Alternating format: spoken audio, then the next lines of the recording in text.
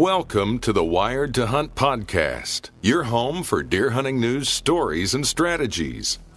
And now, your host, Mark Kenyon. Welcome to the Wired to Hunt podcast. I'm your host, Mark Kenyon, and this is episode number 32. Today in the show, we're sharing updates on the 2014 rut, and then are joined by Jared Scheffler of Whitetail Adrenaline to discuss extreme rut hunting tactics.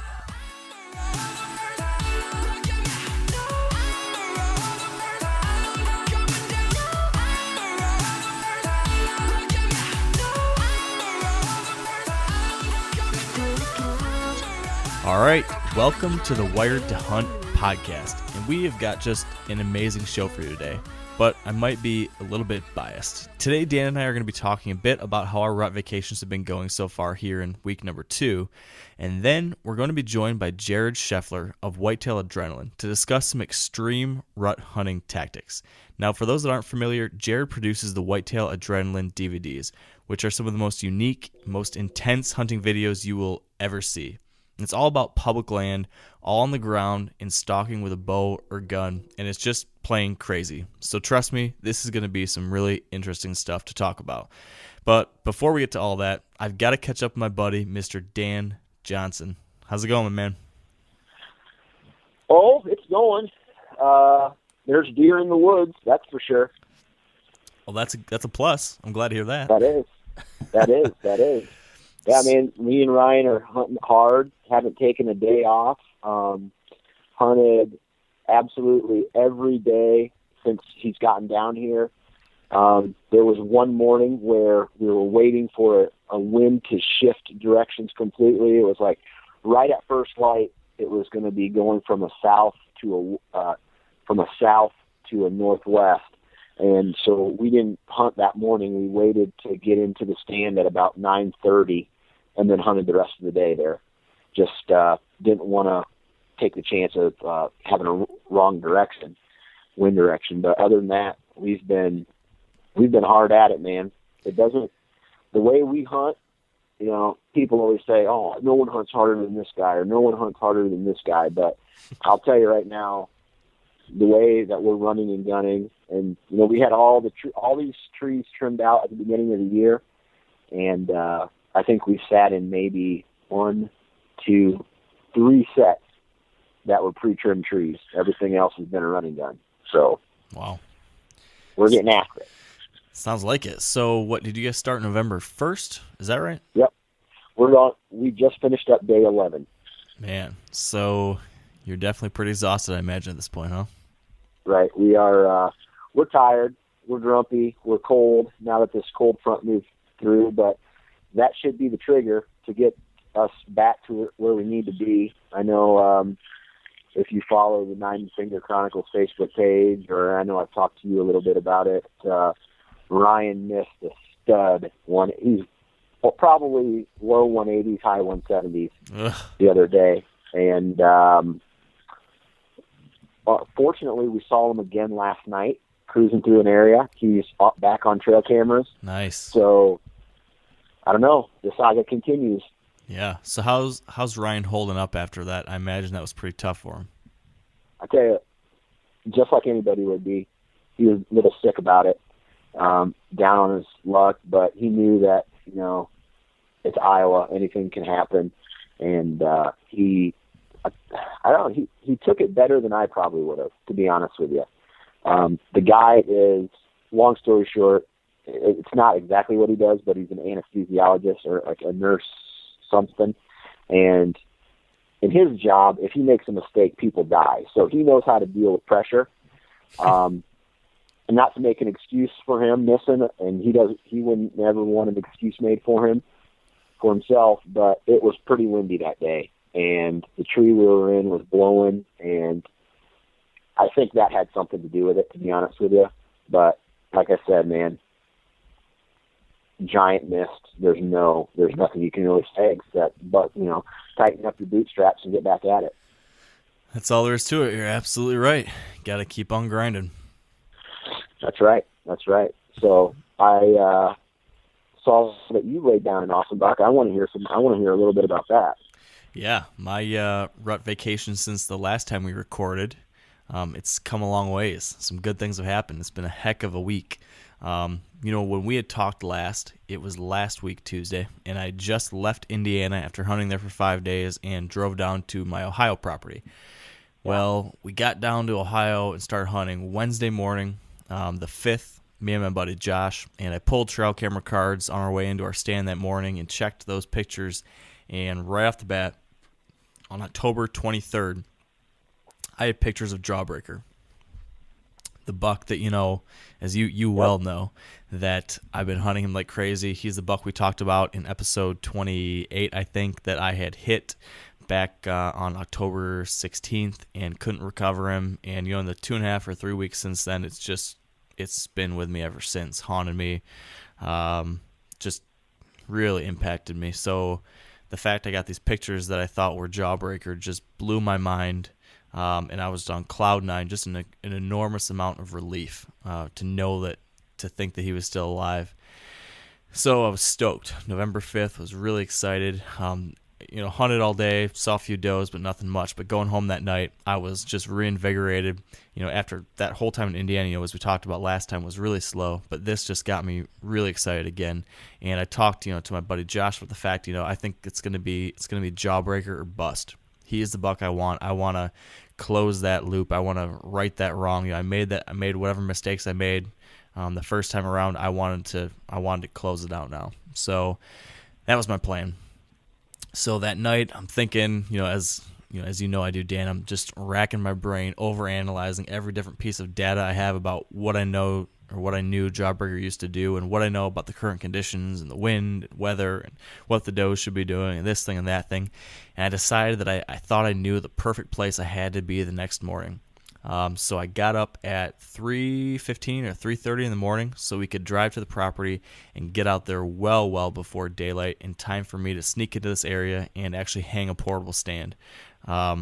So this spot, I want to describe this spot a little bit because it was really just a dynamite rut hunting spot, in my opinion, kind of a perfect rut hunting stand.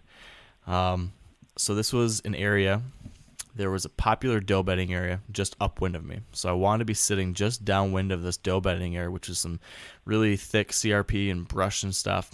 So I was downwind of the bedding, and then I'm on this little piece of high ground on the downwind side of this bedding area, and there's a barbed wire fence, an old farmer's fence that runs across this finger of timber that I'm sitting next to. And there's one section of that barbed wire fence that's down, and that is right on this downwind edge. And so what you got here is I'm downwind of a doe bedding area, so bucks should be cruising downwind during the rut, checking that bedding area for does. But then if they do that, the one place they can cross is this little fence crossing. And so it's a funnel downwind of a bedding area. And then to make it even better, right behind me, downwind of me, is a big, steep ravine. So nothing can get downwind of me. All my wind blows back over the steep ravine that no deer go into, no deer cross it. So it's just kind of a bulletproof set. I was downwind of a bedding area, I was in a funnel, and I couldn't be winded. So I just went into this knowing I was in a great spot. And on top of that, I'd picked this bedding area to hunt because it was right adjacent to one of Jawbreaker's most common places he used to bed and hang out. So I went in there with really high hopes. And, I got set up. It was one of those things where I got there in the morning, and like I said, I knew this specific spot I want to be at, but since I didn't have a stand, I went in there with a portable and was looking around and got to the spot I wanted to be, but there just was not any good trees right where I needed to be. So I spent maybe 10 minutes, maybe more, just kind of standing there looking around in the dark. I could just see the silhouettes of the trees, walking from this tree to that tree. Can I make this one work? Will this one be okay? Should I go with this one? It was kind of the dilemma was, do I go with a tree with better cover, or do I go with a tree that's in the right spot? Because the only tree I could get to in the right spot was one of those kind of beanpole type trees, just kind of narrow, tall, and not a lot of branches and cover on it. And I knew it wasn't going to be great for, concealing me up there. But in the end, I thought long and hard about it and decided I had to be in that spot if I wanted the best shot. And I thought, at the very least, I could get really high up in the tree, and then I could put the tree stand on the backside of that tree so that anything moving through where the deer would be coming from, I would have that tree trunk in between me and those deer. So it gets daylight. It was really cold. The cold front had hit. It dropped down maybe like 20 degrees since the day before. There was a little bit of light rain coming in and out. And it was just, one of those perfect perfect mornings. And about 8:15 or so, I hadn't seen any deer yet that day until 8:15. I look up and I just see these antlers kind of rise out of the tall grass in front of me. And immediately I knew it was a shooter, giant buck. And long story short, he starts coming in my direction. I'm getting excited. Excuse me. As I see him, I turn on the camera, and at this time he's probably 100, 150 yards away. And as you know, we talked about during the episode where I talked about Jawbreaker and the first encounter I had with him this year. One of the major mistakes I felt that I made that time is that I was messing around with the camera, trying to get the camera on him, and I didn't have time to do that and properly get my bow ready and everything, because that whole encounter lasted maybe 30 seconds or 15, around 20 seconds, something like that, from the time I saw him. He was there at like 20 yards right away.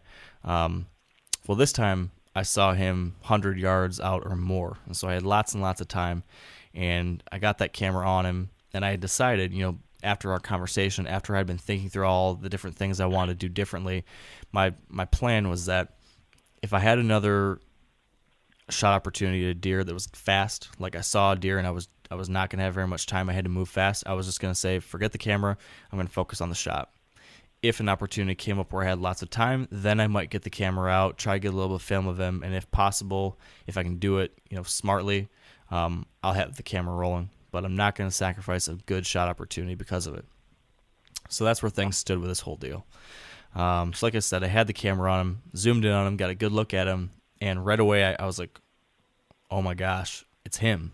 And I went through the checkpoint, through the different checks. I went, okay, he's got the shorter G2s and G3s, check. He's got a taller right brow tine than his left brow tine, check. He's got the crab claw G4s, check, check, and check.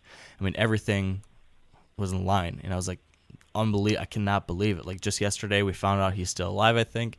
Now, I've just been thinking about this deer all night, and holy crap, the first deer I see in the spot where I thought I would see him, boom, Jawbreaker's here at 100 yards, and he's coming in. It was just nuts. So he's coming in. He gets to the trail that I had actually walked in on, and he turns and goes left. I needed him to go right towards me. So I grabbed my grunt call. I let out one deep guttural grunt, kind of a growl almost, and he stopped, turned right towards me, and just stared for maybe 5-10 seconds, and then turned and started heading right towards me. At that point, I was like, holy crap, this is actually happening. Yeah, it was nuts. An interesting side note, last podcast we talked a little bit about some of the new gear we like, and one of the items you had mentioned was nose jammer. It's, the spray, it's like vanilla extract spray that you put on there that sort of confuses the deer's nose and senses. Well, after we had talked, like we said, like I mentioned, a number of other people had mentioned this product to me over the past couple of weeks and months. And so when you told me that you were using nose jammer and that you liked it, that was like the straw that broke the camel's back. I was like, I got to get this. So literally that night, I think it was that night or the next night, Dan, after we talked, I went to the store and I picked up a couple cans of nose jammer. And so that morning was the first time I'd ever used nose jammer. And that buck walked right up my trail, all the way to me, and never was worried about scent. So right there, that's a pretty glowing endorsement, or at least convincing example for me to see of it working pretty well. Yeah. So I'm glad I tried it. I don't know what would have happened if I didn't use it that day. But he comes down that trail right towards me, and eventually he gets about right in front of me, about 25 yards away, but there's really tall, like I said, really tall grass and some saplings and bushes and stuff, and there's no shot opportunities because his chest isn't open, but he's close, and he gets like right in front of me. And at this point, he looks up in my general direction and sees my silhouette or shape. Again, I wasn't really well concealed because of the lack of cover up there. So he locks onto me, and in my head, I'm like, oh my gosh, Jawbreaker's at 30 yards, and you're going to blow it because you're in a crappy tree. And I was just like, oh man, I can't believe this happened. I'm just frozen there. And he just stares up in my general direction for a long time, but he couldn't make sense of it. He knew there was something there because there was this big blob, but he just couldn't figure out what it was. And so in my head, I'm thinking, okay, if somehow he happens to not bust me, next time he puts his head down on this tall stuff, I have to draw because I don't think I'm going to have another opportunity to do it. So, unbelievably, he puts his head back down, slowly takes another couple steps, and so I draw back my bow and get locked in and as this is all happening, I'm thinking through all the things, that happened last time with him, the mistakes I made, the things I want to do differently. So I'm running through these things in my head, take it slow, focus on settling that pin in there, make sure your peep sight's right. Last time my peep sight didn't open properly. So all these things are going on in my head, and I get drawn back. He gets back on me, starts looking at me again. And we ended up timing it because I've got film of this whole thing. I was at full draw for almost 2 minutes. This deer was just staring me down, and I'm at full draw. And after like a minute, minute 15 of holding at full draw, just waiting, just staring at him. He's staring at me. I'm staring at him. I'm at full draw. My back's starting to hurt. My arms are starting to shake. All of a sudden, my legs just go completely out of control. I've just been standing there normal, holding back my bow. And then I don't even know how to describe it, but just they went AWOL. Like, at like car dealerships, they have those blow up, like tall, skinny, like Gumby looking things that are like waving in the wind. Those are my legs. You got a case of the crazy legs is what happened. That is exactly what I got. And it was so crazy that when it was happening, I really swear to God, I saw that buck's eyes squint and his head kind of tilt and look at me like, what the heck is up there? Like, what is shaking? And I'm thinking in my head, I am not going to lose this shot of redemption because my stupid freaking legs can't stop shaking. And I just remember thinking that in my head, and then like just every ounce of my strength I used to just tense up my entire body. Like I squeezed my fists, my chest, my arms, my legs, my knees, my feet, everything. I just tried to clench it all as tight as I possibly could to try to stop that shaking. And somehow I did. And the buck's still looking at me. So finally I calm the shaking down.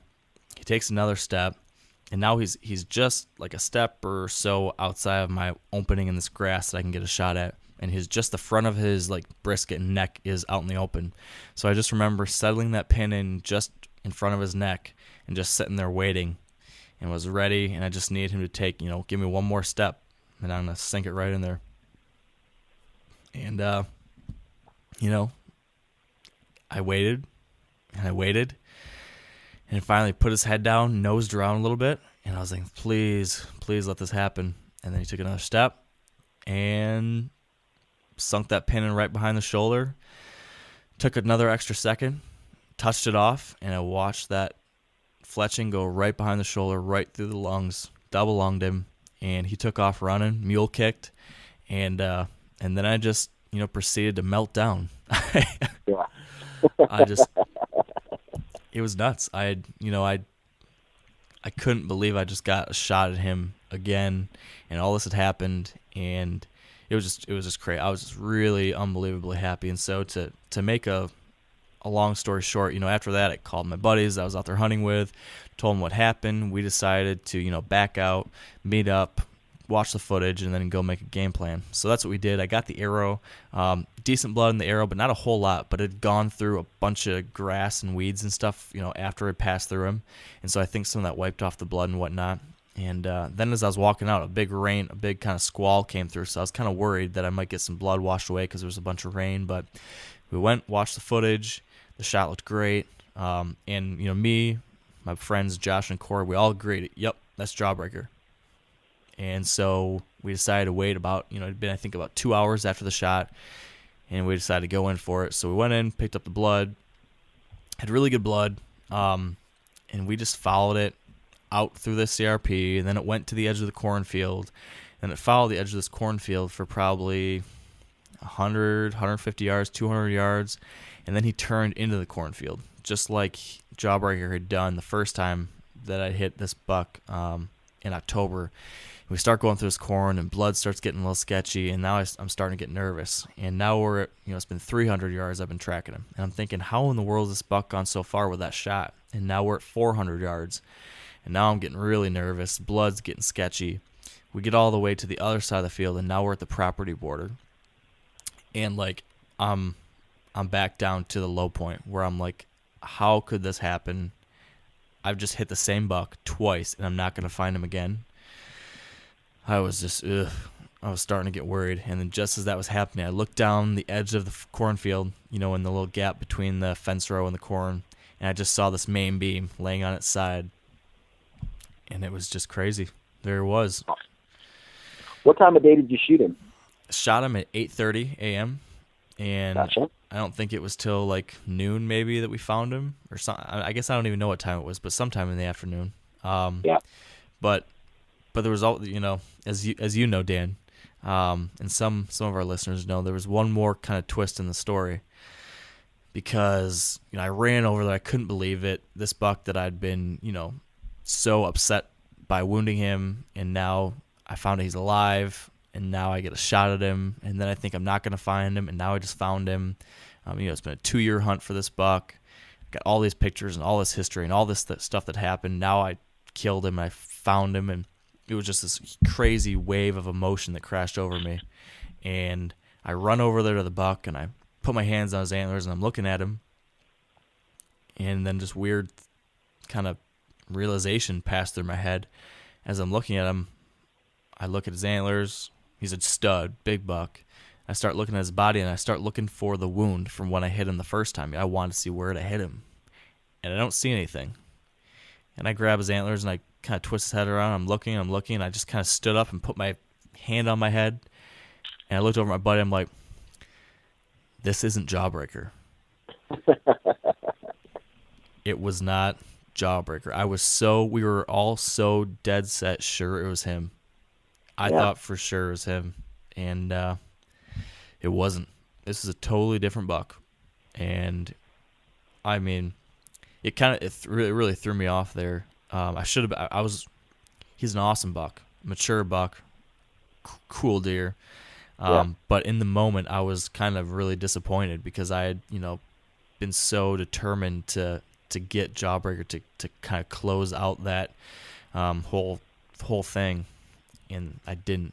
And so for a second there, I was kind of disappointed and upset by it, just a touch. But then I kind of realized, this is an incredible blessing, an incredible deer, an awesome hunt. And so, you can't be disappointed by that. So, long story short, I'm stoked to have gotten this deer. Awesome hunt. Huge, just a great kind of monkey off my back. Getting that deer for the year. It feels great, especially, after having the poor shot on Jawbreaker early in the year, to send an arrow right through the lungs this time, to really, get a good one. It felt great. And, it's awesome. I'm stoked about it. It was cool. I went back, and it's funny, we went and looked back at the trail camera picture. We compared trail camera pictures of Jawbreaker to this deer, like the same kind of look. And I mean, they are just so similar. Like, it's like if you took Jawbreaker and took an inch off of every tine, maybe. I mean, all the other antler characteristics almost match up perfectly. It's just like this is like Jawbreaker a year or two younger, maybe. And that's what I saw when I looked at the picture. I said, I don't know what the post was exactly about, but I'm like, oh, that's just Jawbreaker from the previous year. He didn't do too much. But then when I read the article, I saw that, oh my God, it's a different buck. So yeah, now that you've said it, I was kind of curious on what your reaction was. Yeah, it was crazy. I mean, there's, looking back at it now, there's a couple things that, maybe you could tell the difference, but in the moment with him coming in, I saw those couple 3 key characteristics. It was a big deer, and all those things lined up, and he passed the eyeball test. It was him. So it was crazy how it all happened. But as I guess an addendum to that, now I went through all this stuff, realized this deer wasn't Jawbreaker. So then that got me thinking, were those trail camera pictures that I got that I'd seen the day before, were those actually Jawbreaker, or were those this deer? So I went back and looked at all those pictures, and me and my buddies have been studying them, and I don't know. There's a number of things that line up perfectly, like his tine length, his crab claw type G4s, his right brow tine is taller than his left brow tine, and there's just a slight crook in it. And that all looks perfect. But in these pictures I've got of this deer, his right G2 looks long, looks just as long as his G3. But on Jawbreaker, his G2 is shorter by like an inch or two.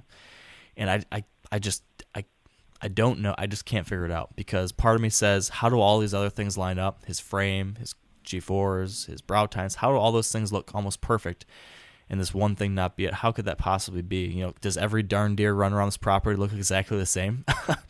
So I don't know if it's a trick with a camera angle that maybe looks at G2 look too long, or maybe it just is a totally different deer that has remarkably similar characteristics. The only pictures I have, they're not great pictures. There's two pictures of him walking away, so I'm looking at him from the back, slightly quartering away, or quite quartering away. And then the one other picture, he's way in the background, and you can just see his right side, and then he's got some bushes in front of his left side. So I don't have perfect shots of him to tell 100% who this deer is, but I don't know. It's still a mystery to me. Don't you have pictures of Jawbreaker on trail camera that are 100% sure you know it's him with the wound onto the side? No.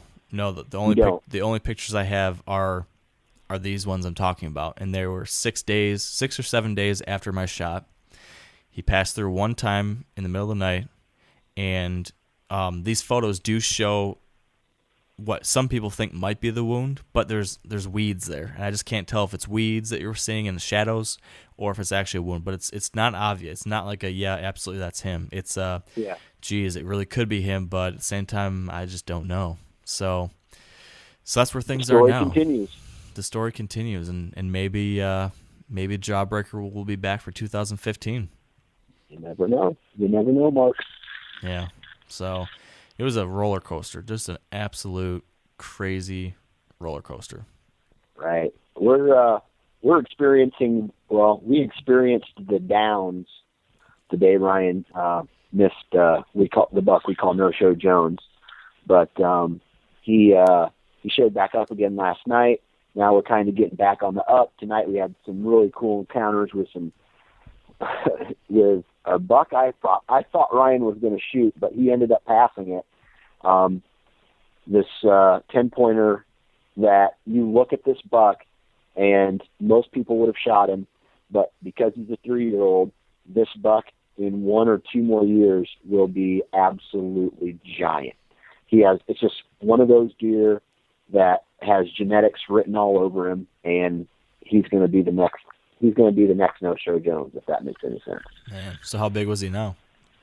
What I think is probably in the 140 class as a 3-year-old.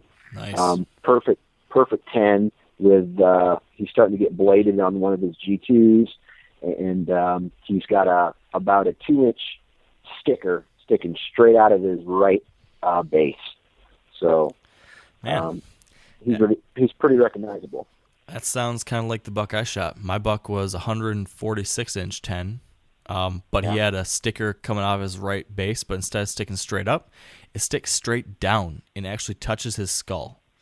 So you kind of can't see it unless you're looking at the top of his head. So in the pictures, you don't see it at all in the pictures, but it's kind of a cool little feature there. Yeah. So yeah, we're the last couple of days we've been hunting. Last night, this morning, tonight, and tomorrow morning we're going to be hunting in the same stand that we've been sitting in the same stand, and it's going to be over top of a well-used 2-track that it's basically a travel corridor, and these bucks come through once every couple of days to scent check the bedding area. There's a bedding area near it, and there's a community scrape that every deer that comes through the area hits, and we're just waiting.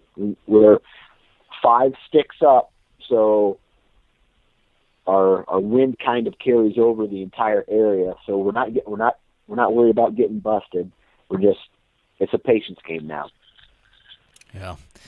Well, it's that time of year where that patience can pay off if you give enough time. Right. Tomorrow, the goal is to potentially sit all day long. We're going to pull a Mark Kenyon. Hey. And all right. I'm going to have to stock up on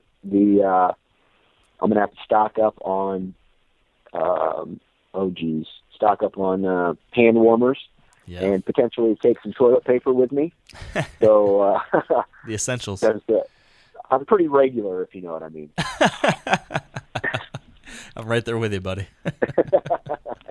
So who knows? Anything can happen. I really like Ryan to tag out tomorrow for 2 reasons. One, because he's been hunting hard this entire time. 2, because I want to hunt for a couple of days too. Yeah, so, I believe it. But yeah, man, I just love. I mean, it's become a grind. It's become work, but it's because it's a passion that we have. I don't know. It's actually less enjoyable than work, because work, you have running water and you have toilets and you have heat and you have. This is different, and it's really hard for us to explain. We're trying to explain it today in the car. It's like, why do people do this to themselves? You know, it's almost like they're setting themselves up for failure.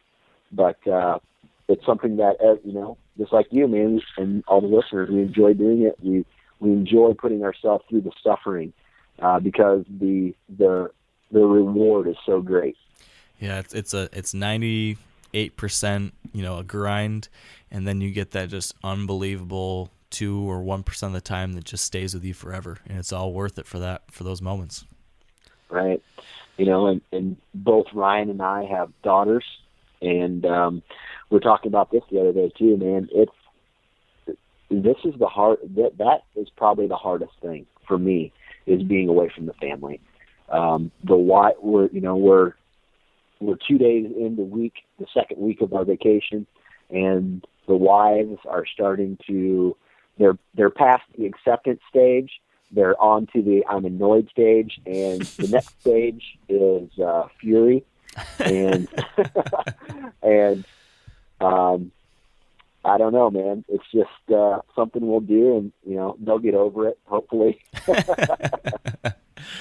Yeah, I mean, I can relate to that. I was gone for 10 days, and you know, after I tagged out on my buck, I was planning on staying a while and filming my buddy Josh. Yeah. And my wife was like, "You're what? No, you're coming home." And so I convinced her to let me stay for a couple more days. So I was able to stay down there for a few. But I came home 3 days earlier than I was supposed to. So, you know, you gotta compromise a little bit. And you know, you and I both are very fortunate to have pretty understanding wives that let us do this kind of thing. So, yeah. So now I'm gonna chase bucks here in Michigan for a few days. So, what do you got on camera? Anything? Well, finally, I've got a shooter. He's not an Iowa shooter, but he's a really solid 8-year-old, a solid 3.5-year-old 8-point here in Michigan. Just a heavy, nice 8-pointer. And he's actually, we might have mentioned it before. I think I've mentioned a couple times. You know, I've got this one random 8-pointer that I kind of get some pictures of, but can never get a good look at him. I've been getting him on camera here and there, but like I said, never really get a good solid idea of what he is. And I saw him once just before dark, and I saw him in a food plot just like 500 yards away once. So he's been around, but I can never get a good eyeball on him. And now finally, I just pulled my cameras today, and he's like everywhere. I've got 5 daylight pictures of him. He's been on camera 5 different times during daylight in the last 10 days. He's been on 2 cameras, like, I don't know, 15 times. Great pictures. So all of a sudden he's on it. So I'm going in there tomorrow, going to hunt all day for the next 2.5 days, and see if I can't make it happen. Cool. What, as far as for the listeners are concerned, what kind of, are you seeing any chasing when you were down in Ohio, or even up in Michigan? You seeing any chasing? You seeing any, I don't know, what kind of movement are you seeing? Yeah, glad you brought that up. Me personally, across Indiana, Michigan, and Ohio, I have not seen a single instance of chasing. Not one. I have not seen a single buck chase a doe. I've seen some cruising, but I've just seen it's been really, really slow. I mean, I got a shot at a buck. He was cruising, and we saw a couple other cruisers throughout the days afterwards and beforehand, but I mean, overall, just super slow movement for me. And like I said, no chasing. So I don't know what's going on. If it just happened to be some bad luck, or in the wrong spots, or wrong times, or, but I've from a number of people, I've heard similar things. So maybe across parts of the country, it's still not really, really hopping. But I don't know. You've seen a little bit better, haven't you? I tell you, the only chasing that we've seen is by immature bucks. I have not seen. I have. Okay, so that mature deer that Ryan missed, we have trail camera pictures of him, and you add that with the sightings. I don't think he's hooked up with a doe yet. And I don't think that the mature does. I don't know. The rut prediction said it was going to be early this year.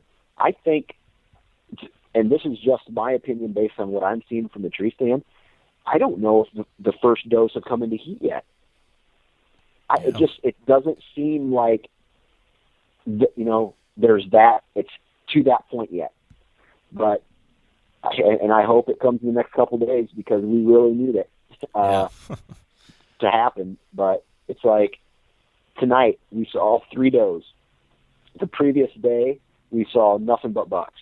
So it's almost like the does know that they're getting ready to come into heat, and they're trying to avoid any contact with the bucks. And they're bedded down all day long, except for right at last light and early in the morning. So I don't know. It's like I said, no mature bucks. I've seen chase, just like 1 and 2 year olds, and then other than that, just you're cruising bucks. That's it. Yeah. Well, hopefully by next week we'll have something different to tell, because right now it's a little disheartening a little bit. But right. It's the rut. Anything can happen any day now. So fingers crossed, right? Right. Now, only thing we need to do is try to kill 2 bucks, and let's see, Ryan is leaving after his hunt on Friday night. So let's see, Wednesday, Thursday, so 3 days for him to kill, and I think I'm going to stick around Saturday. So 4 days. So 3 days to kill, 4 days to kill 2 bucks. I wonder if hopefully we can get it done. We need a Hail Mary here. All right. Well, I'll have my fingers and toes crossed for you. I think there's a chance. There's a chance. There's always a chance.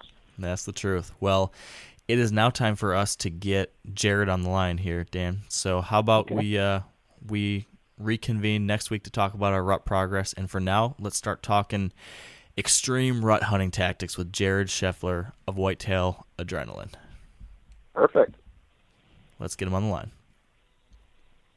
All right, as we mentioned earlier, joining us today on the Wired to Hunt podcast is Jared Scheffler of Whitetail Adrenaline. Welcome to the show, Jared. Yeah, thanks for having me, Mark and Dan. Yeah, thanks for being here with us. We're you bet. As we talked a little bit about before we started recording, I know that this time of year is crazy. It's crazy for me and Dan, so I'm sure it's crazy for you. So we know that taking this extra time to talk, it's a sacrifice. So thank you. You bet, not a problem. Yeah. Now, as we briefly talked about in the intro, you produce the Whitetail Adrenaline DVDs. But for those out there who might not be familiar with them, can you tell us a little bit about what Whitetail Adrenaline is and what makes you guys so unique? There's a few different elements behind our production and our philosophy, I guess. The first and probably the most that people know about, or I guess what people know about us, is the public land aspect.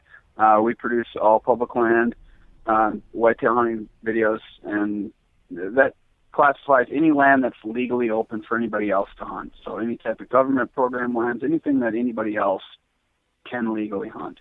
So all of our content outside of our first video, that's the only one that's it's a partial. It's some public, some by permission. Okay. So we've done 6 straight. This will be, I think, the 7th straight season of. It's a blur for me right now, but it's like 6 or 7 straight seasons of public land. Outside of that, we've always been a sponsor-free company, where we just try and incorporate just regular guys going out hunting and capture their hunt, so to speak. So that's another aspect of it.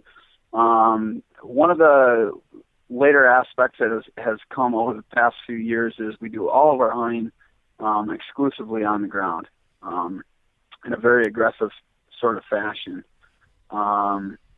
And there's a multitude of reasons for that. But that's another unique aspect of our videos.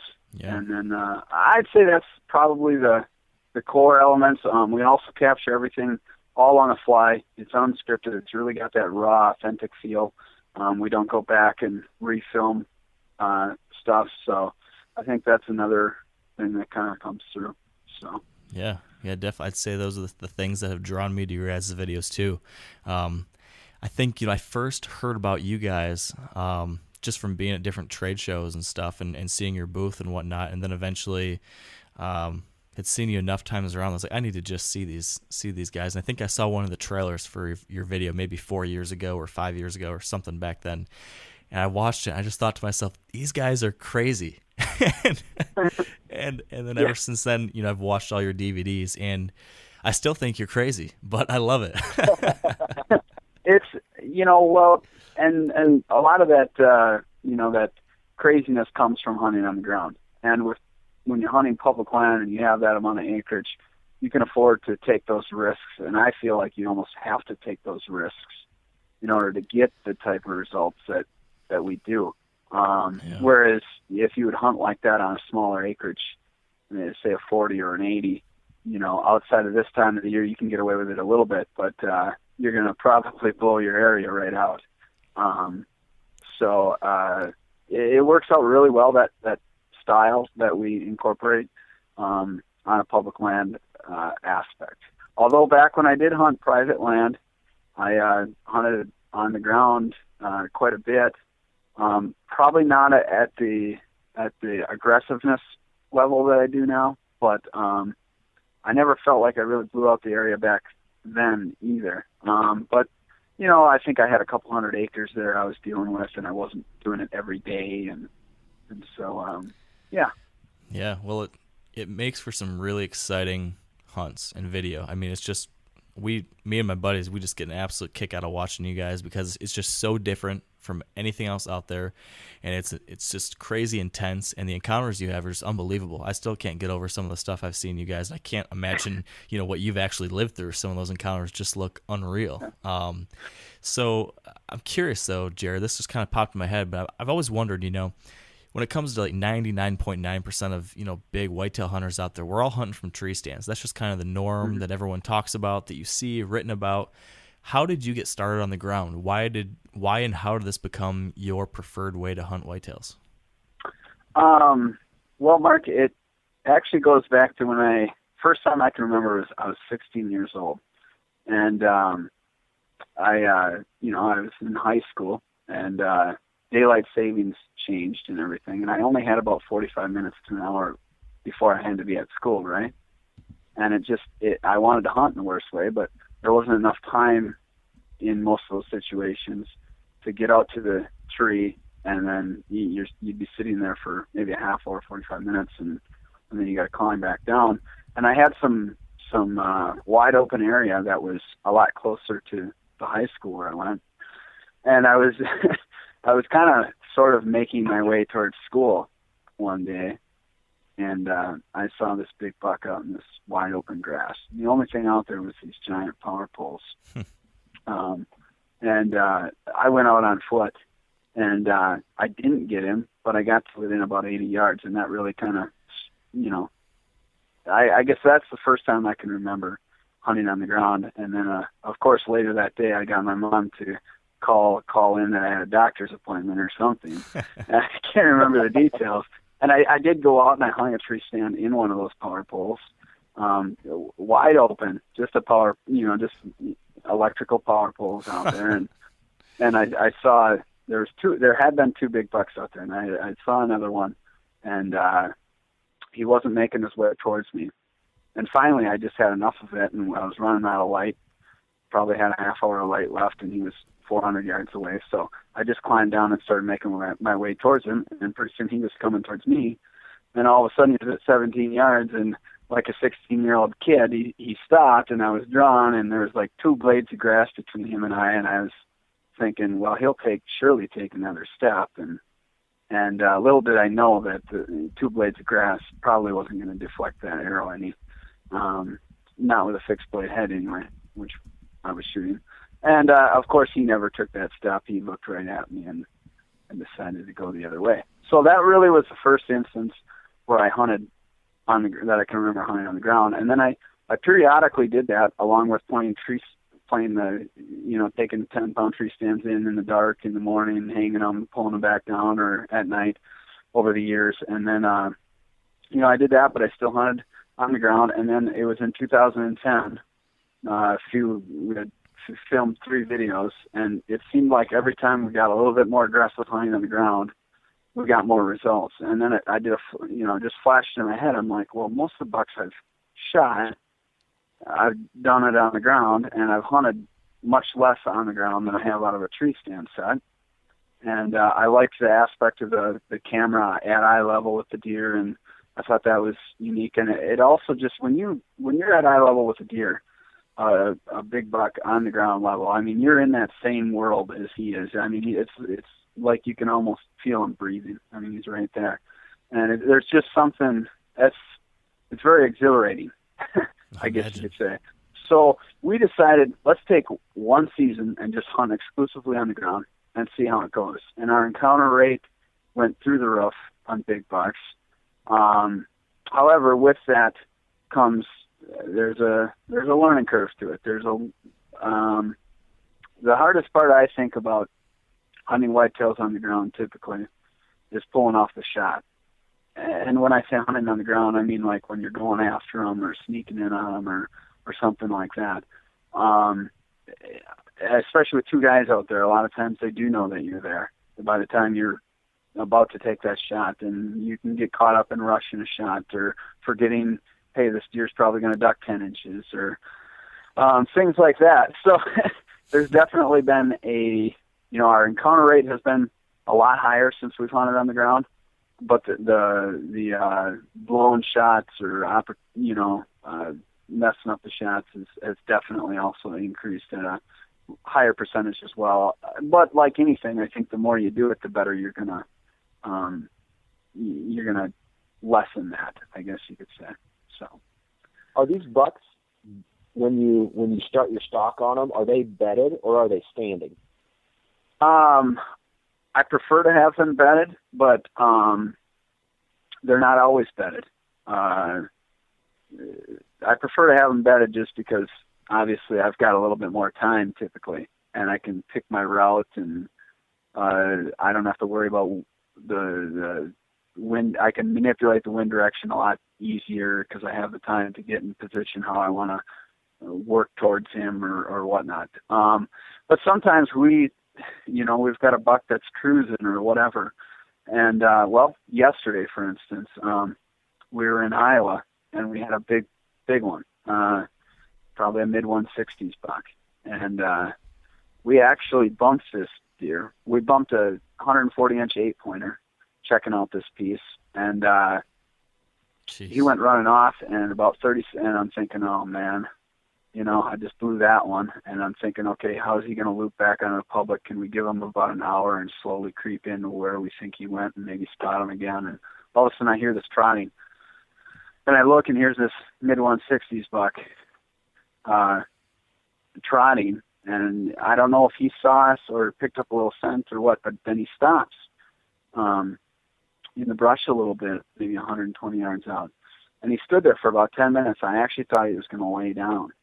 But the wind blew towards him a couple times. It was really swirling in there, and I think he picked up a little more and just moseyed out. Well, we did a big loop, and we were only about maybe 5-10 minutes behind getting ahead of where he ended up. He came out about 80 yards through the woods and beat us to where we thought we could cut him off.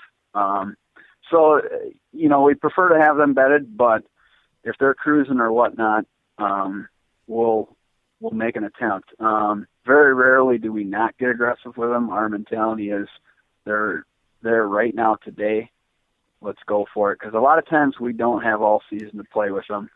And the next day, squirrel hunters could be in there hunting, or another bow hunter could move in, or anything could happen on a public land aspect that could completely, you'd never see that deer again the rest of the season. So we've just found a lot better results trying to go after them. And if we blow it, we just get aggressive and move on to the next spot or the next, trying to find the next deer. That's kind of our mentality on it. Yeah, it's definitely a unique way of hunting, especially in Wisconsin when everybody, you think Midwestern states, Iowa, Illinois, Wisconsin, you think tree stands. But as far as this year is going, how is your rut going so far this season? What states have you been hunting? for the rut here, I've targeted Wisconsin, Iowa, and then we just got to Kansas today. Should have probably never left Iowa, but our plan is to hopefully do well here in Kansas, and then get back to Iowa for a few days. So that's kind of our tentative plan. But what are you seeing for movement? Probably the best road activity I've ever seen. Really? This year. Yeah, actually, 2 weeks today, there's only been one day where we didn't see shooters. Wow. Yeah, I've never had a streak like that. However, I've also never had a streak where we've seen so many shooters and not gotten shots. Everything just seems like there's been multiple shooters that have been close enough to get shots, but just either too many sticks or couldn't get them to stop, or, we had one that laid down 30 yards away that came through and we just couldn't get a shot, and also he laid down, and there was a big one that actually there's two of them that came in, and this one laid down 30 yards away, and we could not get him. All we needed him to do was move 2 steps, and we couldn't get him up on his feet, and finally got too dark, and that was it. We've had multiple situations. I did blow a shot a week ago in Wisconsin. I rattled one in, and I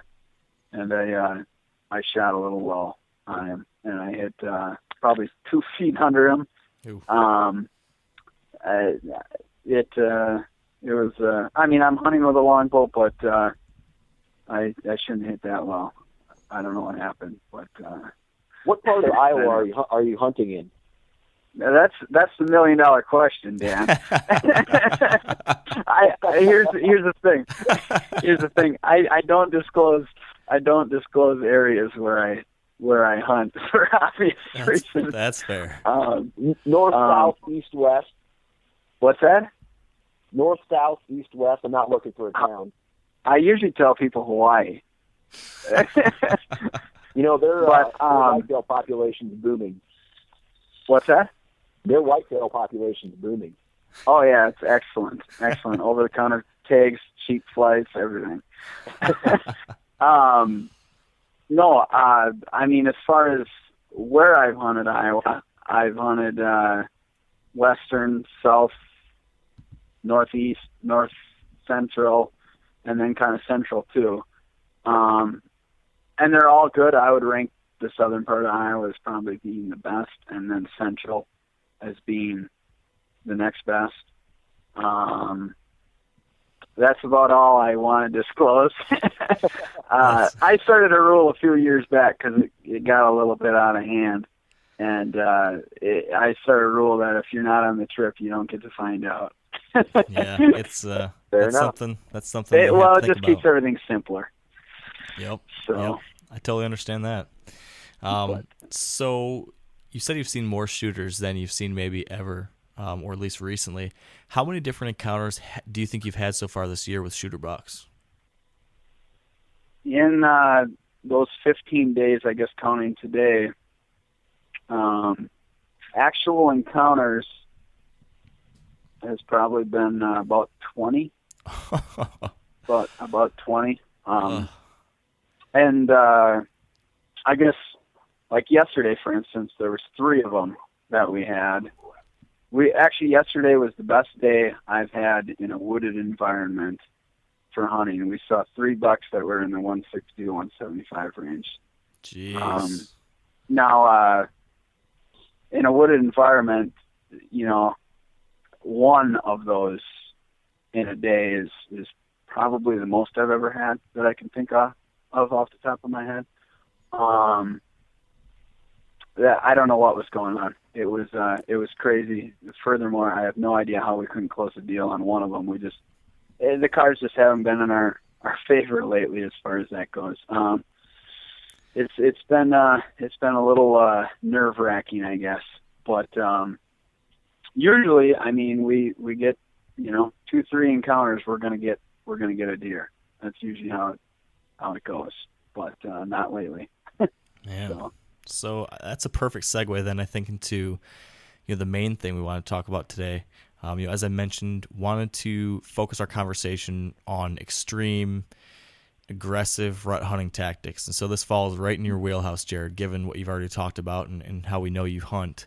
So maybe to kick things off on this front, can you maybe give us a high-level idea of what your basic tactics or strategies are for hunting the rut this time of year? What are you basically doing? And then from there, we'll dive into some, specifics. Sure. Okay. In the wooded environments, my tactic typically is we'll go into a piece. Let's say it's a brand new piece we've never been to. And a lot of times that's the case. We're going into brand new acreage we've never been to. And we'll move through it at a fairly good clip until we find, good sign, whether it's got to be fresh looking sign to where we're going to put the brakes on and slow our pace down. So, because what we want to do is the first thing is you've got a lot of public land, and we need to find out where today's hunt spot is. What they were doing last week or whatever doesn't really pertain. It's not something that we're interested in. We need to make it happen right now, today. So we're looking for really fresh sign, in places that are really happening. And so many times what we'll do is we'll go into the woods and we'll start at a walking pace. And once we come across something that we feel like we need to put the brakes on and slow it down and start glassing through the woods, we'll do that. Whether that takes bumping a deer, bumping a doe or two, and I've had this happen where I bump a doe or two and they run off and they're just about out of sight and they kind of put on the brakes and you start glassing the woods. And 10, 15 minutes later, all of a sudden a buck shows up. I've even had them where the does start blowing, but they don't completely leave the area. They just keep blowing. And I've had shooter bucks show up. Like, they're almost annoyed by the blowing, but by them does blowing, it tells them, it lets a buck know across the ridge, hey, there's does over there.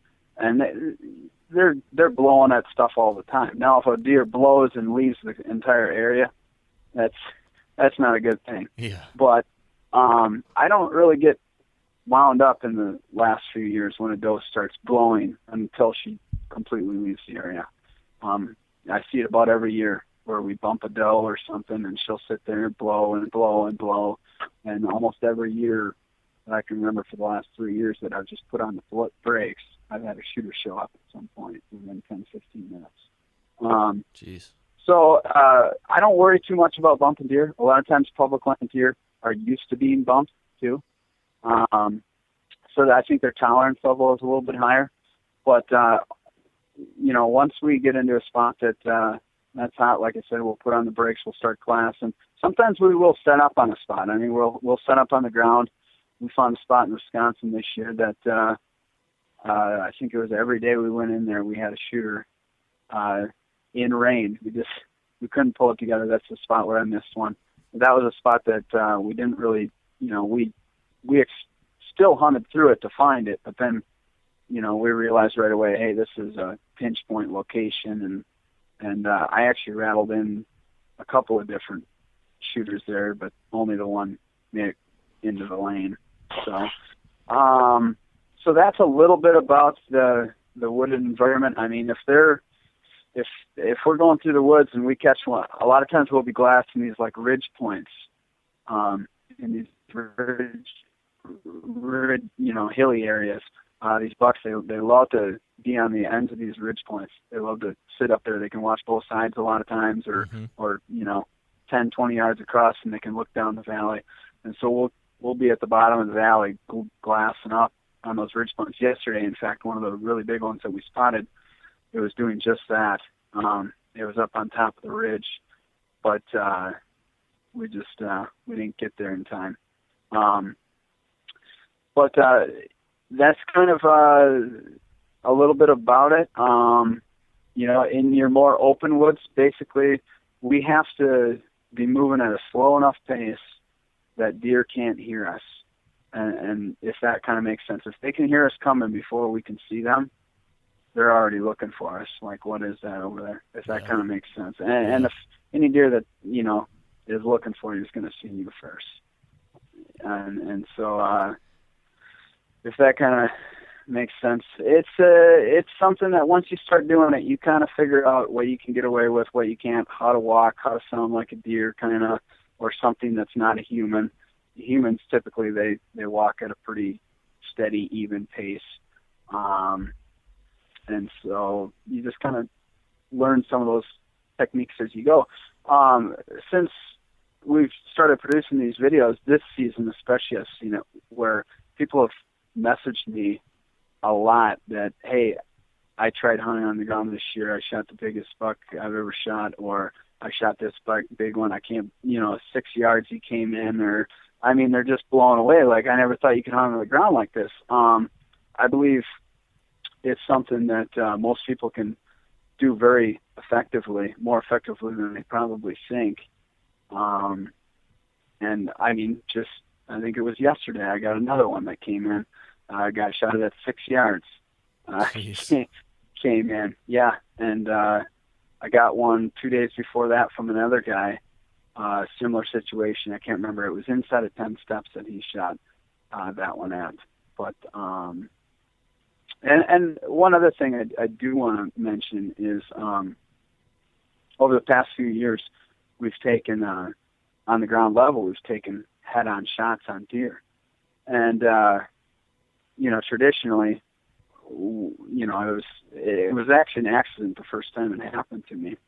I bumped my trigger release when I had one facing me, and I had the pin right there. Well, it got me thinking, like, at head-on level, I mean, you're driving the arrow right home. And those are the quickest kills I've ever seen in my life. In fact, one of the guys from the other day said the same thing, and it was about a 10, 12-second deal. I think that's a very common shot that happens on the ground, or a very common angle. A lot of times it seems like those deer, if they do spot you and they give you a few seconds, a lot of times they do square up with you, or they just, for whatever reason, they're coming directly at you. That happens a lot. That's actually become our favorite shot angle. Broadside has actually been one of our least effective. And I've thought about it a lot. A head-on shot, there's no, you don't have to worry about if they're going to take a step forward, or even if they start to turn, you still got a 1/4-2 shot, which with a good broadhead isn't, typically an issue. And also, if they duck, a lot of times they duck the front of their bodies a lot more than their rear, from what I've seen. And so even if you kind of hit them high, like my buddy Shay here in the videos, he hit a deer high last year that was head on. It looked high, but it actually came out, and that was with the G5 Montec head fixed blade. It actually came out right between the back legs on the bottom side. So wow. If that kind of makes sense, from what I've seen, their bottom drops a lot more. So you've got quite a bit of surface area and a lot of veins, and you're taking out a lot of vitals on that angle. So I'm not going to suggest necessarily taking it, but it has become our favorite shot angle on the ground. That is. That's interesting. So yeah. So you mentioned a lot of these tactics that you're using in the wooded environments. Now, are you doing anything drastically different when you're in the wide open, maybe prairie type environment like Kansas or something like that? Yes. In the wide open areas, typically we'll do one or two things. We'll get to an elevated position, whether that's a big hill or somewhere where we can get up high and glass a lot of area. And we're going to try and get a bead on one, whether we spot him already laying down or spot him in the morning going to lay down somewhere. And we'll try and,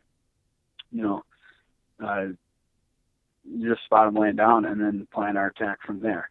That's typically our tactic for the open areas. Last year, we got pretty effective with a homemade decoy that we built, where we'll find these big ones that are locked down with does, and then we'll take this decoy in towards them.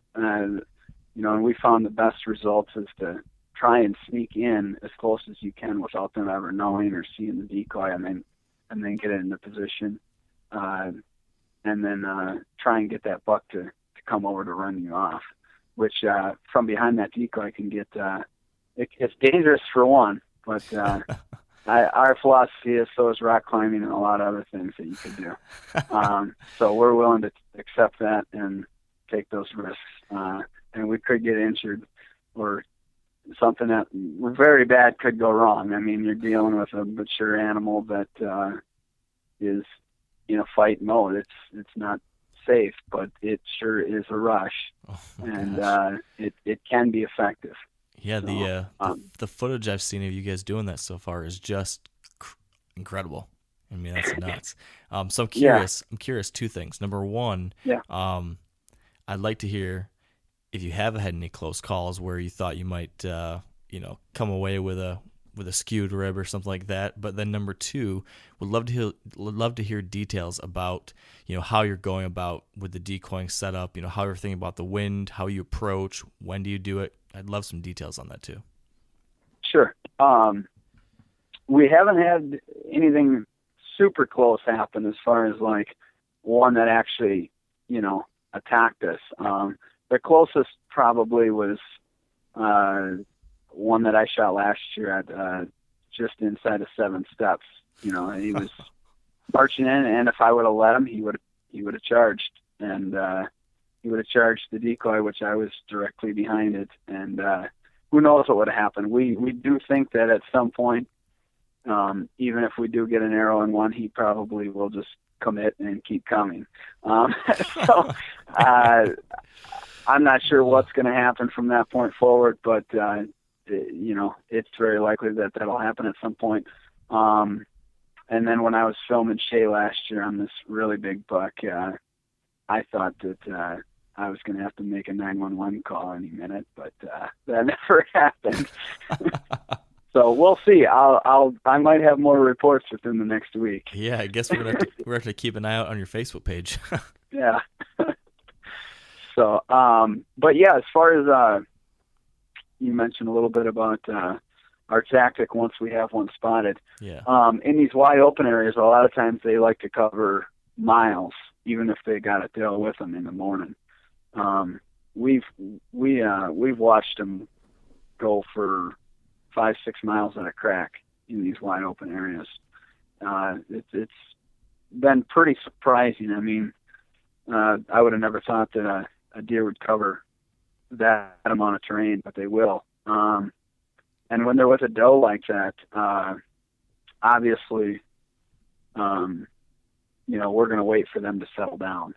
And hopefully this happens a lot of times where we're dealing with 160 acres of public here, and then maybe 300 acres of private here, and then, maybe a full square of public over here. And sometimes they land on public and sometimes they land on private, and so you don't always get to play with them.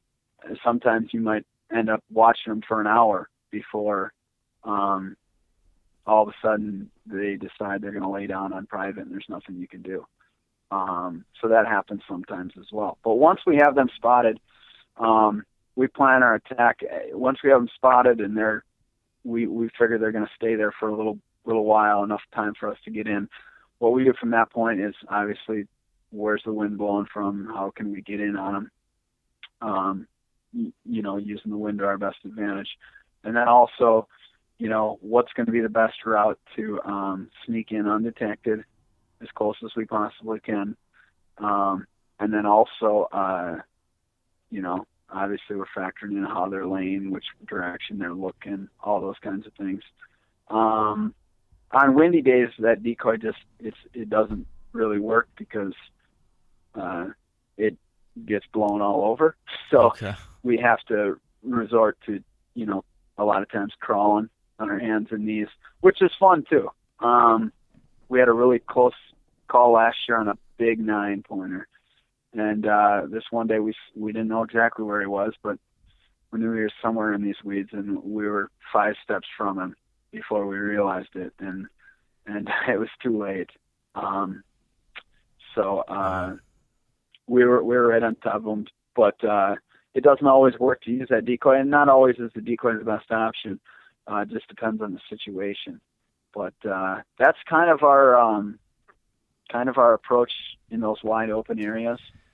That during the rut is to just spot them and plan your attack. What we have found is if they're on the move, even if you know they're going across a square mile, by the time you get around to the other side of the square with the vehicle and to try and find a spot to get in position, they're already through it.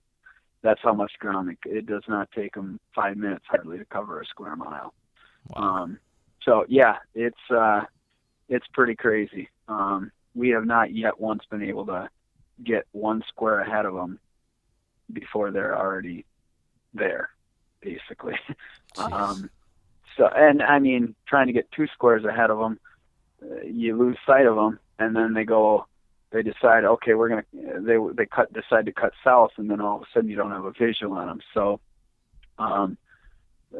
in these wide open areas, a lot of times we will just stay in the vehicle, maybe 3/4 of a mile away, watching them, tailing them, trying to figure out where they're going, and keeping an eye on them. Because once you lose visual, you're probably going to lose them the rest of the day. So yeah.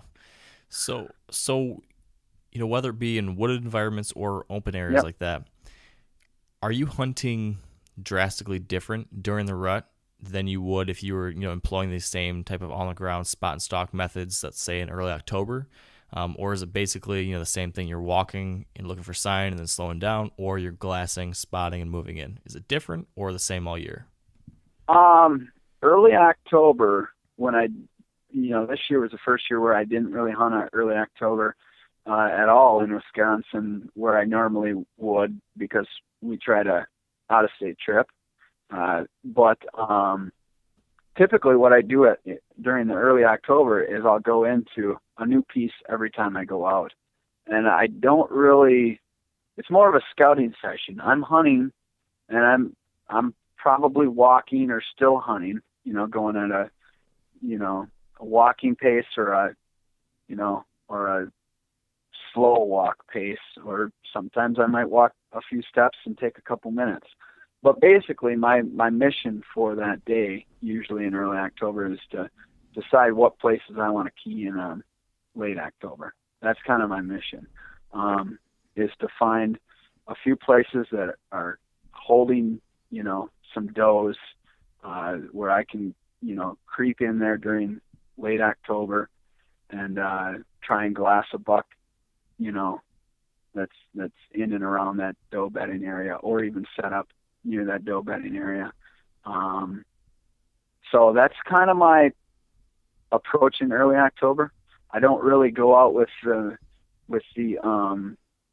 focus of I'm going to try and fill my tag today. My mentality is trying to find the places that we want to zone in on more late October, early November. Okay. Now, something you mentioned there might tie into this, but when you're heading into these areas, then let's say this time of year, are you keying in on specific things like a doe bedding area, like you mentioned there, or you mentioned earlier that you found a pinch point and you set up there? When you start your walks, are those things you're specifically looking for? And if you find it, you then focus your time there? Or are there any other spots like that? Yeah, not, in early October, I won't target like say a doe bedding area or anything. I'm basically, let's say I walk into a place and I jump, say 4 or 5 does or something, it's not the right time of the year for me to zone in on that. But I know that late October, that's where I'm going to want to be. Late October in Wisconsin, early November, that's where I'm going to want to be. Not maybe so much on the rubs or the scrapes. I mean, we'll still find fresh scrapes in late October, early November, but that isn't really where the big bucks are keying in most of their, they're not so much concerned with those. They might be happen to be in a pinch point, those rubs and scrapes, which might not be a bad location. If there's, a bedding area somewhere on each side of it, they might be using that pinch point. And so we might naturally be set up there.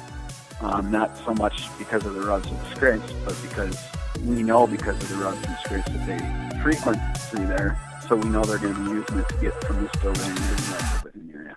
If that kind of makes sense. Yeah, definitely. And so it kind of sounds like, during the rut, you are basically keying in on the same areas that, everybody hunting a tree stand's keying in on, right? You're looking for doe bedding areas and pinch points and whatnot. You're just finding those spots and then moving through them until you find more activity versus picking a specific spot there and waiting. Right. And I mean, like I said, public land deer, a lot of times they're more tolerant. So you can bump these, 4 or 5 does or whatever's in there out in early October, and pretty safe bet you're not going to mess anything up for late October, as far as, that goes, because they're used to getting bumped occasionally. So I'm not so worried about that. But, I'm keying in on those same types of places where you would with a tree stand. I'm just, in late October, early November, we might go into a woods and we might still hunt through some of those areas. And we might set up shop, depending on. That's where there's a sense of feel that happens every time we go out. If that kind of makes sense. Like yesterday, it just felt hot, but today we go into that spot or whatever, and maybe it just doesn't have that same feel to it. Whether it's the activity or something, it doesn't have that same feel. We might bust out of there and go to another spot. We're not waiting for a spot to get hot, if that kind of makes sense. And we might come back in a couple of days. But I don't know. That's it's really hard to. I think the more you do it, the more you just kind of gain that sense of feel for when it's time to pack up shop and go to another spot. Whether that's for the day or the rest of the season, you're going to scratch it off the list. I think knowing when to pull the plug on a spot is very key. Yeah, I think that's something that people struggle with, whether they be in a situation like yours or even just, hunting tree stands. The same thing goes. When's the spot cold and you need to move on to somewhere else? It's a tough call to make. Right. And I mean, when we find a hot spot, we'll milk it for everything it's worth. We'll go in there continually. Like this one spot we found this year in Wisconsin, I think it was 5 or 6 days in a row that we hunted it. We had shooters come through every day. And we just kept, and they were different bucks. And we just kept milking it while it was hot. Because a lot of times, there's not a lot of spots that stay hot all season long. They go in spurts. And so when they are hot like that, we just get in there and like I said, milk it till it's dry. And as soon as we sense it's going dry, we're on to the next piece. We call it not getting emotionally attached to spots. Yeah. It's very easy to do, especially the more time a person invests in a spot. It's very easy to get comfortable. I mean, we as humans, we develop, habits. You go into a restaurant one time, and if you seat yourself, chances are if you go back again, you'll seat yourself in the same spot. So it's very easy to get comfortable with going back to that same spot. And we try and always keep that in our, conscious mind. Like, are we getting locked down to this spot?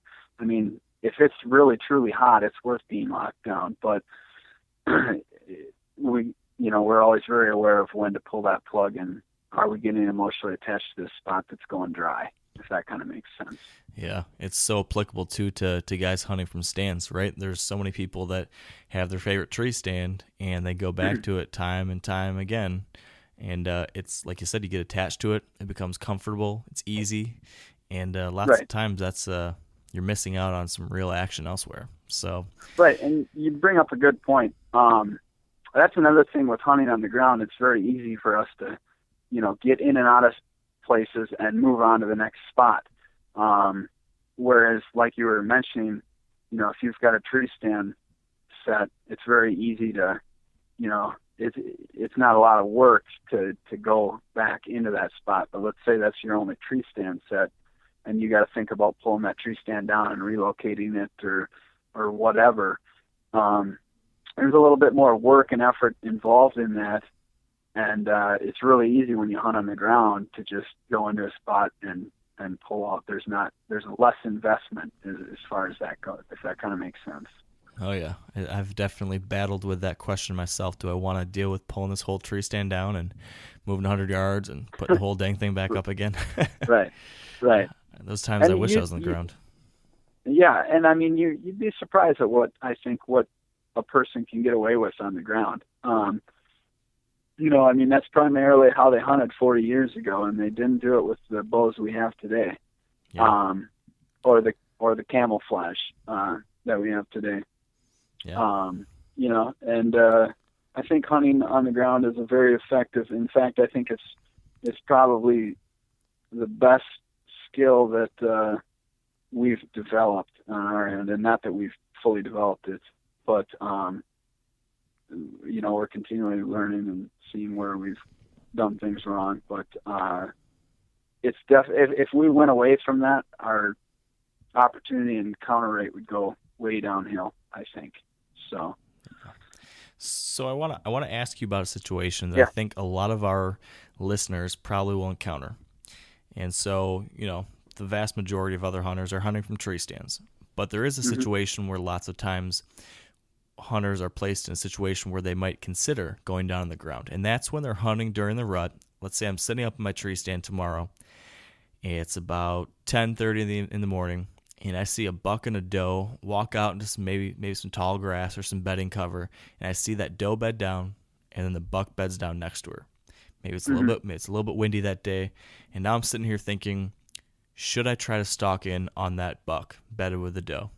I've seen people do this before. I've seen people talk about doing this before, but I've also heard people talk about too risky or too many things that can go wrong.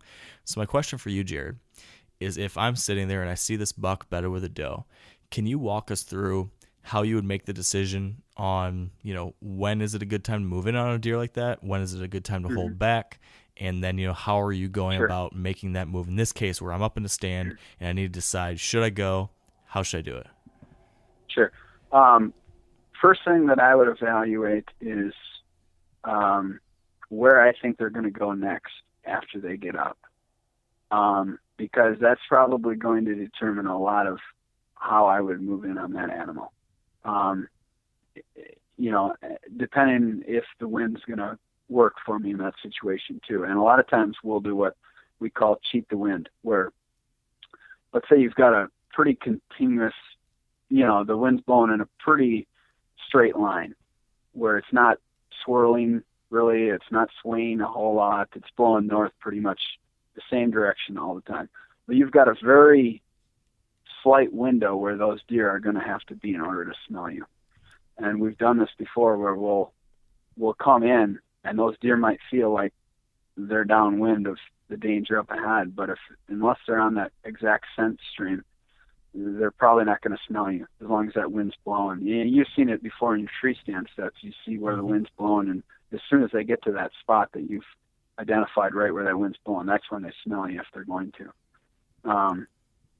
So that's the first thing that's going to run through my head is where I think they're going to go next and how, can I work that route to get in position and start to, let's say I've got to do a little loop on them. Let's say they're 100 yards out, and I think they're going to go straight the other way on the other side where I'm at. Well, I'm probably going to do a loop and get around to where I think they're going to go next and come in from that angle just in case they decide to get up while I'm still trying to sneak in and go that direction.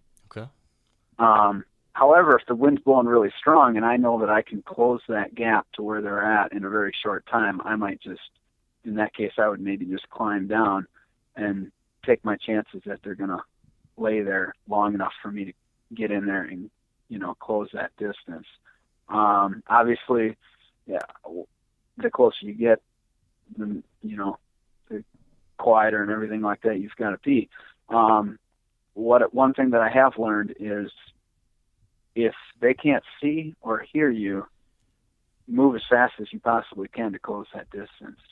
Because I've had this happen in multiple cases where we could have moved faster and we didn't, and we were 5 minutes too late, or just a couple minutes too late.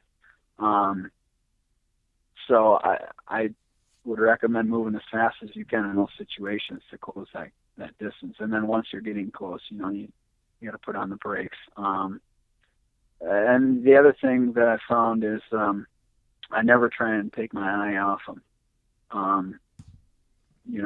Every time I'm taking a step, I'm not trying to move my head a lot. I'm keeping my eyes on them, and I might glance down at where I'm going to go next, but before I move, I'm glancing right back up and watching them, because multiple times this has happened a lot where, they might hear something and they might kind of look your way for a little bit, and then they decide, well, that was a bird or a squirrel or whatever. It's whatever's over there is not a threat, but if you weren't watching them, they're going to pick you off moving. Movement is by far the biggest factor. And I've also had times where they do pick up a little movement and they stare you down for 5 minutes, and then they drop their head and pretend like they're not looking at you to try and get you to move again. Mm-hmm. It happens pretty much every time. When they stare you down for 5 minutes, if they haven't blown out of the area and left, they haven't decided yet that A, you're a human, or B, you're a threat, one or the other, or a combination. And they'll almost always do that. They'll put their head, I wait for it, or we wait for it. We wait for them to put their head down, pretend like they're not looking to get you to move again. And almost always they'll snap their head up to try and get you to flinch or wiggle or something. And they might do that a couple of times. And a lot of times they'll grow comfortable if you just can freeze and hold that position. It might be 10, 15 minutes, and your muscles might be getting pretty wore down, but a lot of times they'll get comfortable and forget about you after they've decided that you're nothing at all, and then you can kind of go on your way again. So we have had that happen quite a bit. But definitely you got to keep your eyes on them when you're moving, because movement's probably what's going to kill you. Yeah. So let's say you get to within range, and let's say they're still bedded there. The buck and doe's bedded. You were able to get within shooting range. What would you recommend someone do at that final moments? Do you try to do something to get that buck to stand up so you can get a shot, or will you just stand there and wait however long it takes till he naturally stands up? That depends on the situation, but I'd say most of the times I'd wait. The problem with waiting is they can catch you off guard when they're gonna finally stand up, and all of a sudden you might not be prepared, because it might be 2-3 hours. And all of a sudden they decide they're going to stand up, and they do, and maybe they catch you, or maybe you can't get drawn in time, because you might have a small window where you can get a shot in, or maybe they'll stand up and not give you a shot. Maybe they'll be, stand up and start in face straight away, right away. So I guess we've never taken a shot on a bedded deer. We've always pretty much waited for them to stand. There may be situations, say in like a wide open area, where you could take like a clump of a rock or something and throw it over to the other side of them to get them to stand up and look over away from you. Right. That maybe would be a good situation to do something like that. And there's one particular deer that I'm thinking of in my head where I was filming a buddy of mine, and I wish we would have done that. We got to about 12 steps of this deer, and he'd been there for I think 5 hours, and he just decided to stand up. And we had been kind of looking for something to throw on the other side of him, but just, I could have grabbed a camera battery or something and chucked it over there. And that would have been a good case to do it, because we were in the wide open, and as soon as that deer stood up, it was probably going to bust us. He couldn't. He was in the wide open as soon as he stood up, but outside of that, he couldn't see us when we were sneaking in on him, really. So, wow. But most of the time, yeah, I'd probably recommend waiting if you can. But that's all up to it depends on the situation and how comfortable. It's a determination for the person in that situation, I guess. Yeah. Okay. That's helpful. So my final kind of question topic here, during this time of year, during the rut, are you doing any calling and rattling? And if so, can you tell us a little bit about your thoughts on that and your strategy, when and how Sure. you use those tactics? Sure. This season's the first season in a while where I've called more than I typically would. Usually what I like to do is lay quiet on a deer and not let him know I'm there at all if I'm going to move in on him, rather than try to get him to come. Because, he might come in downwind, and with two of us there, he might smell us, and we've had pretty good results spotting them and moving in on them or getting ahead of them. So we typically lay quiet. However, this season, this one particular spot, we weren't really, it was a pinch point. It was a hot spot. It was a spot that you had to set up on. You couldn't really still hunt it. I mean, it'd take you a half hour to still hunt, and a half hour after you left, a big one could come cruising through there. It's one of those kinds of spots. So it really made sense to sit there and set up. And that was a spot where, occasionally I would hit the horns or whatnot. And it was also about 100 yards from some private land where I knew that there might be a buck right on the other side that, maybe he wasn't going to come or whatever, that I can't do anything about other than rattle or something of that nature. And so, I called in a couple bucks in that particular spot, utilizing that. Typically when I hit the horns, what I like to do, I like being on the ground for one, because you can rake the leaves, you can take the antler and make it sound like a deer walking, by pounding the base into the leaves. And you can do a lot of that type of natural sounds, Yeah. you know what I mean, to go with the antlers. You can break sticks, and you can do that in the tree too, but the leaves, I think, is a important factor, especially on those days where they can hear it so well. Oh, yeah. So I definitely like utilizing that. So, calling is kind of like a secondary means for me, I guess you could say. It's when nothing else is really, when nothing else is really going on, I'll give it a whirl kind of thing, or B, that deer's, there's no way we're going to be able to cut it off, or that deer's, over on private, and we need to get him on public if we can. And, it's situations like those, and I'll go to the calling. So. Okay. Is there any specific, sorry, go ahead. Go ahead. I was going to say, when it comes to the calling, are you sticking to just a basic grunt, or do you like to throw in a snort wheeze, or do you have any specific types of sounds you like to make, or is that situational? Definitely a snort wheeze I like to throw in on that. Myself, I haven't had nearly as much results out of, say, grunting as I have snort wheezing. I've had a lot more results out of that, it seems like. That, and like I said, just some of that natural sounds of, raking the leaves with the antler, or tickling them just a little. Sometimes I'll just lay the one antler in the leaves and just kind of hit it a little bit with the other antler, and I've had that, work just in, and a lot of times I'll start out with that in case there's one on top of, really close, so I don't hit them too hard, too long, or anything like that. But I definitely like the snort wheeze. It seems like it gets a lot of, and I just do it with my mouth. I don't think it has to be perfect. I've heard a lot of snort wheezes from deer, and some of them, it's like, really? That's a snort wheeze? So I've found that even imperfect snort wheezes right out of your mouth, they don't seem to mind at all. Yeah, I'll tell you one way you shouldn't snort wheeze, though. Okay. You've probably seen the grunt tubes. They've got a regular grunt tube chamber, and then there's the second chamber that you're supposed to use for the snort wheeze. Have you seen those? Yeah. Yeah, Yeah. so that's just basically just like a little funnel. Well, Right. in the heat of the moment, I had a big buck walking away from me, and I wanted to snort wheeze at him. And so I did a snort wheeze, but into the regular grunt tube chamber by accident. Oh. And so it sounded like a horribly sick duck call or something. It was so bad, and it scared that buck so far. It was horrible.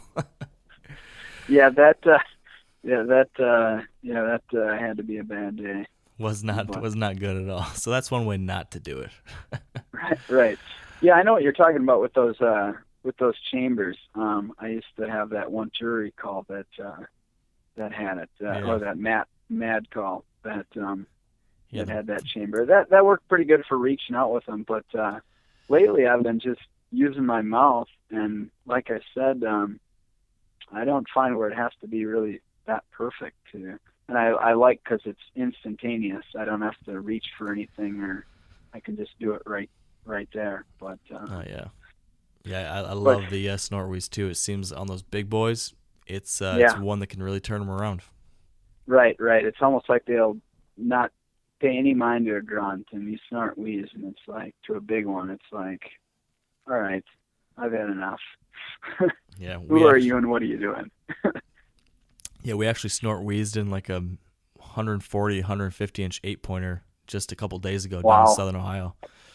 Wow. Yeah, got him to 40 yards, but not quite within a shooting lane. So. Sure. Bummer. Yeah.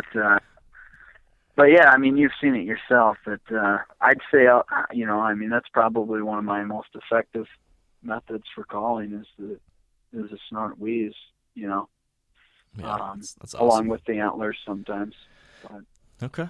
Well, that's good to know. I think Jared, we're coming up on time here, but yeah. Gosh, we have covered some really interesting stuff that I think our listeners are gonna be able to take with them, and I think you've opened a lot of our listeners' eyes to a totally different way of hunting that I think could work for a lot of people if they just would give it a try. And so I'm certainly thinking about different ways I can try to get on the ground a little bit more and try some of these things out, because it sounds like you're having a damn good time. So it is. It's a fun time.